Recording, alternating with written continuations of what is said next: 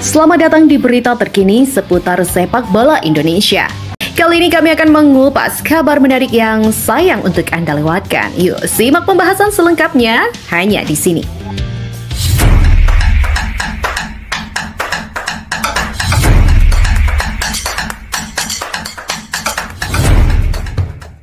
Kurang dari 1 bulan lagi, pelatih timnas Indonesia Coach Patrick Kluivert tengah gencar-gencarnya melakukan berbagai persiapan, riset, dan mengatur strategi guna melanjutkan perjuangan tim Garuda di babak ketiga kualifikasi Piala Dunia. Sebelum laga di tanggal 20 Maret nanti, Coach Patrick dipastikan mendapat tambahan amunisi baru setelah Ole Romani resmi dinaturalisasi. Ole Romani akan menjadi opsi bagi pelatih asal Belanda tersebut di lini serang yang selama ini menjadi sorotan dari banyak pihak. Selain itu, Indonesia pun berpotensi mendapatkan tambahan pemain naturalisasi baru yaitu Emil Audiro Mulyadi, Dean James, dan juga Joey Pelupessy. Ketiga pemain ini saat ini tengah menjalani proses naturalisasi dan diharapkan bisa turun berlaga saat lawan Australia serta Bahrain nanti. Dan di tengah merapatnya amunisi tambahan akan tetapi Coach Patrick Kluivert juga dipusingkan karena bakal kehilangan 2 pemain pentingnya yakni Ragnar Oratmangun dan Justin Hubner. Ragnar Oratmangun yang kini bermain bersama FC Vidender di Eropa absen karena harus menjalani hukuman akumulasi kartu kuning. Sementara Justin Hubner dipastikan absen lantaran mendapatkan kartu merah di pertandingan sebelumnya kontra Arab Saudi.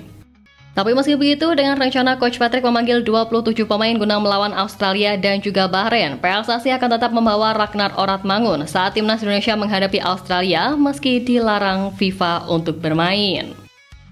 Anggota Esko PSSI Ares Sunelingga mengungkapkan alasan penyerang 27 tahun itu dibawa agar kondisinya tetap terjaga. Manajer Timnas Indonesia Pak Sumarji pun mengungkapkan ada beberapa pemain kejutan yang rencananya bakal dipanggil, tapi Pak Sumarji tidak menyebutkan nama yang masuk rencana dari Patrick Kluivert di Timnas Indonesia.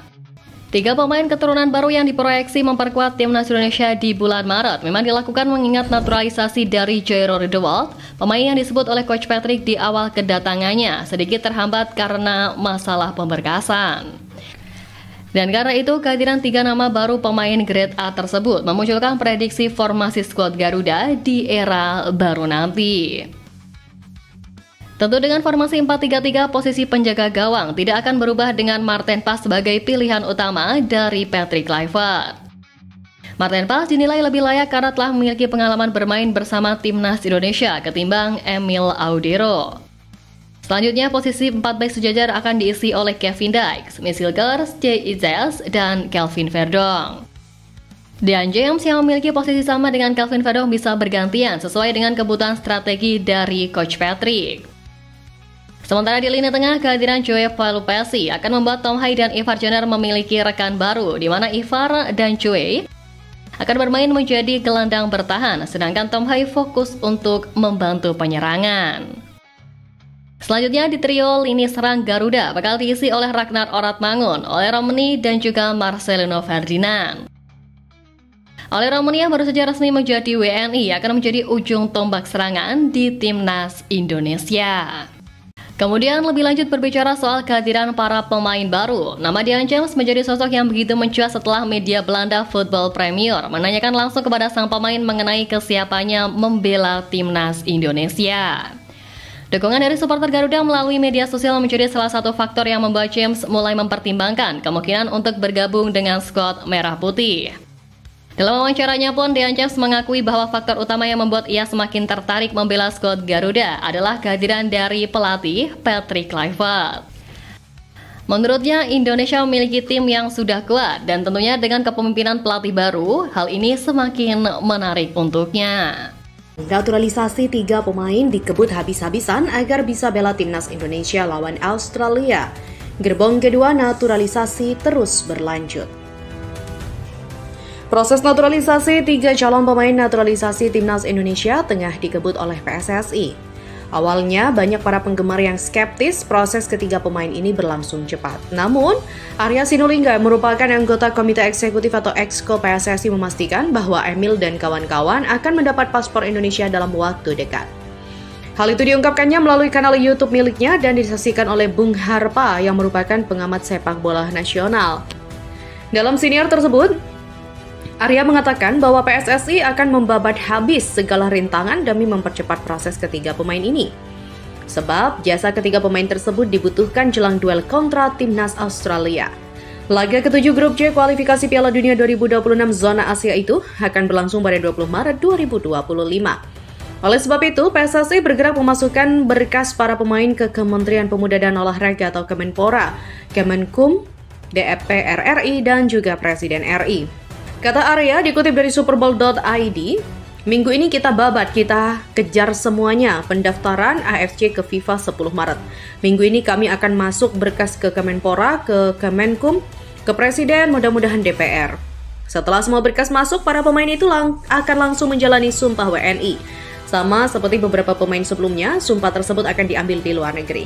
Kini Arya dan jajarannya tengah mencari lokasi strategis untuk mengumpulkan ketiga pemain itu untuk mengucapkan sumpah. Habis itu harus sumpah lagi, kami akan cari lokasi sumpah tengah-tengah. Artinya pemain bisa datang cepat dan kembali lagi. Lagi cari tempat di tengah dan kita punya kedubes di sana. Masuk yang 4 pemain, baru diprediksi akan membuat timnas Indonesia untuk menang di bulan Maret jadi lebih besar.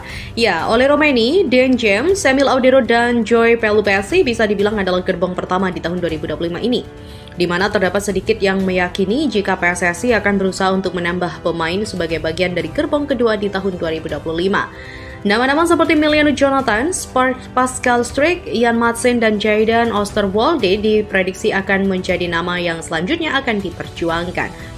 Tentu saja, nama-nama tersebut kemungkinan memang baru akan mau untuk membela timnas tergantung dari performa Indonesia di round 3 ini. Dan tidak usah yang aneh-aneh, karena biar bagaimanapun kita yang butuh kualitas mereka. Dan pindah kewarganegaraan bukan cuma sekedar urusan bola, tapi juga menyangkut kehidupan di luar sepak bola. Nah, khusus untuk Jayden, walaupun dia masih dalam masa pemulihan pasca ACL, namun biar bagaimanapun ini pemain akan jadi aset berharga apabila sukses dinaturalisasi. Itulah kenapa Alex Pastor diketahui sampai turun tangan membujuknya langsung, sesuatu yang pastinya cukup menyita perhatian. Termasuk dari Jose Mourinho, yang secara personal tahu betul gimana ambisiusnya Erick Thohir sebagai seorang pemimpin. Selain misi lolos ke Piala Dunia, Pak Erick juga ingin membuat timnas Indonesia jadi tim yang konsisten bersaing di level tertinggi. Yang mana target utamanya bisa bersaing di top level Asia, serta rutin lolos ke Piala Dunia untuk edisi-edisi selanjutnya. Maka dari itu, untuk menciptakan tim yang kuat diperlukan pemain-pemain yang secara kualitas mumpuni dan sembari pelan-pelan menata kondisi pembinaan serta liga lokal. Program naturalisasi bisa dibilang adalah akselerasi terbaik untuk memantik para pemain di dalam negeri untuk tahu standar untuk masuk timnas itu seperti apa. Haruslah semuanya bisa berjalan satu arah ya, dan kita juga bisa melihat timnas Indonesia yang bisa bersaing dari waktu ke waktu. Setelah 3 nama pemain keturunan fix dalam proses naturalisasi, kini muncul banyak pertanyaan, mengapa Emiliano Jonathan, pemain yang lebih dahulu santer bakal membela tim Garuda, malah belum diproses? Ya, Emiliano Jonathan baru-baru ini telah mengambil sebuah sikap terkait tawaran naturalisasi dari timnas Indonesia pada akhir musim. Ia mengaku sangat terbuka untuk pulang membela tanah leluhur dan menunggu perkembangan komunikasi yang telah terjalin. Emiliano Jonathan sendiri saat ini memperkuat FC Utrecht yang pada bursa transfer musim dingin ini menggantikan Ole Romeni. Sebelumnya, Emiliano Jonathan bermain untuk Vitesse Arnhem pada kasta kedua Liga Belanda, dan pada putaran pertama pemain berusia 20 tahun tersebut telah mencetak sebanyak 11 gol dan 4 assist dari 18 penampilan. Karena itu, Emiliano Jonathan disebut akan sangat bagus andai bergabung dengan timnas Indonesia, apalagi kemampuannya di lini depan bisa menambah daya gedor dari skuad Garuda. Tapi menyoal belum dinaturalisasinya Emiliano hingga saat ini, Pak Ketum PSSI pun ikut buka suara dan mengungkap bahwa pemain berusia 20 tahun itu adalah pemain yang sangat diinginkan olehnya tapi belum bisa. Pak Erick tak memberikan alasan jelas terkait hal itu, tapi Emiliano mencuri nama yang nantinya bakal diproses. Namun saat ini masih harus memastikan bahwa 3 pemain keturunan yakni Emil, Dean, dan Joey bisa membawa dampak signifikan bagi tim Garuda. Belum? Maunya iya, tapi belum. Kalau itu bergabung dengan timnas Indonesia, kata Erick Thohir. Ya, penambahan pemain memang menjadi sesuatu yang terus diupayakan oleh PSSI dengan tujuan agar tercipta sebuah komposisi skuad yang mumpuni untuk bersaing di level tertinggi. Memang begitu banyak nama yang dikaitkan bakal bergabung ke timnas Indonesia, terlebih dengan skuad yang ada seperti sekarang. Pulang membela tanah leluhur tentunya menjadi suatu hal yang membanggakan bagi para pemain keturunan yang memiliki darah Indonesia. Kebanggaan itu bahkan juga menjadi hal yang dirasakan oleh keluarga pemain, tak terkecuali Miliano Jonathans yang memiliki keturunan dari ayahnya yang berasal dari Depok, Jawa Barat. Sang kakek, Willy Jonathans, membeberkan bahwa Miliano pernah singgah di rumahnya pada tahun 2013. Saat nama Miliano santer dikaitkan dengan tim Garuda, Willy Jonathans mengungkapkan bahwa ia sudah memberikan masukan kepada sang cucu agar mau membela timnas Indonesia. Bahkan dia membuat perbandingan soal peluang bagi Miliano untuk bergabung dengan timnas Indonesia atau timnas Belanda. Karena itulah, melihat bagaimana gencarnya PSSI sekarang menaturalisasi para pemain dari Liga Eropa ke timnas Indonesia, sang kakek juga makin tak sabar melihat kiprah cucunya untuk memperkuat skuad Garuda di masa ini. Lebih lanjut soal penambahan pemain selain nama Miliano, terbaru ini asisten pelatih timnas Alex Pastur dikabarkan tengah berada di Istanbul, Turki untuk bertemu pemain keturunan Jadon Oosterwolde. Kabar soal kedatangan Pastur ke Istanbul itu dilaporkan oleh fanbase terpercaya tim Fenerbahce yakni 1907 Bros di akun X. Asisten pelatih tim nasional Indonesia Alex Pastur datang ke Istanbul untuk bertemu dengan Jadon Oosterwolde. Pertemuan itu membujuk Jadon Oosterwolde bermain untuk tim nasional Indonesia. Bunyi laporan dari akun @1907 Bros dikutip pada Minggu 23 Februari kemarin. Sontak kabar itu lantas disambut baik oleh para fans skuad Garuda sebab Jadon Oosterwolde memang sudah lama dikaitkan dengan timnas Indonesia. Ya, bermain di posisi fullback kiri, Jadon yang pernah bermain untuk Parma dan FC Twente itu dinilai bisa menambah tembok pertahanan dari skuad Garuda. Nantinya Jadon Oosterwolde akan bersaing dengan nama-nama seperti Kelvin Verdong, Pratama Arhan, Saint Patinama, dan Nathan Choaon. Memang tak seperti kebanyakan pemain keturunan Belanda Indonesia lainnya, peluang Jadon untuk dinaturalisasi ini terbilang cukup besar. Faktanya sampai saat ini pemain berusia 23 tahun itu belum juga dipanggil untuk memperkuat timnas Belanda, bahkan untuk tim kelompok umur. Sejatinya Jadon diketahui sudah dihubungi oleh PSSI beberapa waktu lalu, namun ia belum mau menerima panggilan dari timnas Indonesia karena masih fokus untuk mendapatkan tempat di timnas Belanda. Karena itulah Alex Pastur datang ke Istanbul, Turki untuk meyakinkan sang pemain yang juga memiliki darah Suriname itu untuk memperkuat timnas Indonesia. Ya, sebenarnya jika melihat situasi yang ada, memilih timnas Indonesia bisa menjadi opsi terbaik yang dimiliki Jadon jika ingin bermain di Piala Dunia. Terlebih lagi, timnas Indonesia dalam kans besar berjuang untuk lolos ke Piala Dunia via kualifikasi Piala Dunia 2026.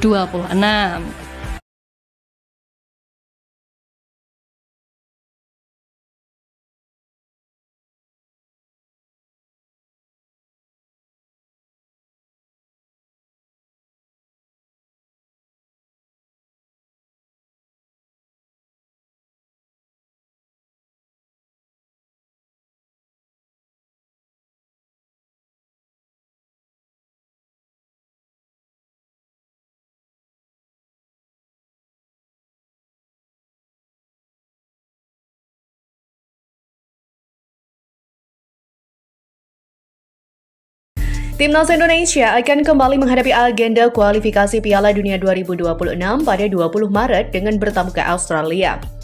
Ketika ditemui dalam sebuah acara di Jakarta pada Sabtu 22 sore, Erik memaparkan rencana Timnas Indonesia sebelum bertolak ke negeri kanguru.